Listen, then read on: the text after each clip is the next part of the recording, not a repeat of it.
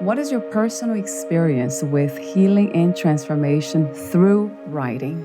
My own personal experience is that, well, I've been writing since I'm 10. I've been writing in journals, and I've always felt better when I was writing. So I realized that writing was a way of healing. But the real transformation came for me when I was, I guess, well, it's happened in any challenging time of my life. But when in my late 40s, when I was diagnosed with breast cancer, I was trying to figure out why I was diagnosed. Nobody had cancer in my family, so I went back to study my grandmother's life because I was very close with her. She taught me, actually, she inspired my literary world. I went back to study her life to see if that's why she committed suicide, and I did not find that to be true. But what I did realize is that in studying her life and figuring out why she committed suicide and the trauma that she had left me a journal that she wrote about her experience in World War I, and I realized how healing that was for her. And studying her life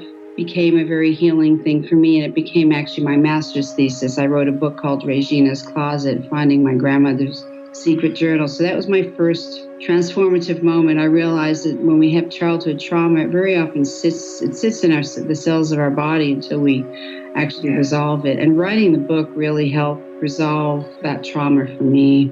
That is amazing. What is that about writing, Diana, that promotes so much healing and transformation too, of course? Well, there's different ways to share our stories. A lot of people prefer, the narrative, or sharing the narrative of our lives. Some people would prefer, personal therapists that they share their story with. But, the therapist responds, the therapist talks back. In writing, you're by yourself, you're venting, you're tapping into your subconscious mind. If you're especially doing stream of consciousness writing, and all kinds of things can emerge.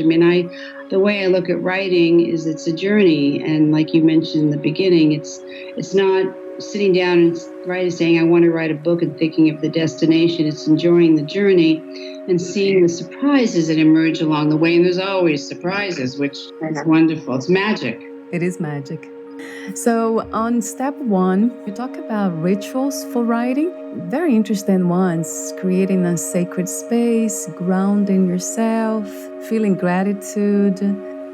Yeah, I'm a very ritualistic person. I think that rituals ground us. And so you need to get psyched up, if you will, or get in a state of mind for writing. And whether that means sitting down in your sacred space, which could be in your office, could be in the backyard, could be at a bookstore, but it kind of sets the mood for your writing practice wherever you feel comfortable. I used to do a lot of writings in bookstores before the larger ones went out of business. Right. And so whether it's sitting down and, having your journal ready, burning a candle, whether it's meditating before, whether it's doing some yoga poses, whether it's sitting and getting a cup of coffee or a cup of tea, something that kind of signals to your brain, okay, it's time to write. So that's all about setting rituals in my mind.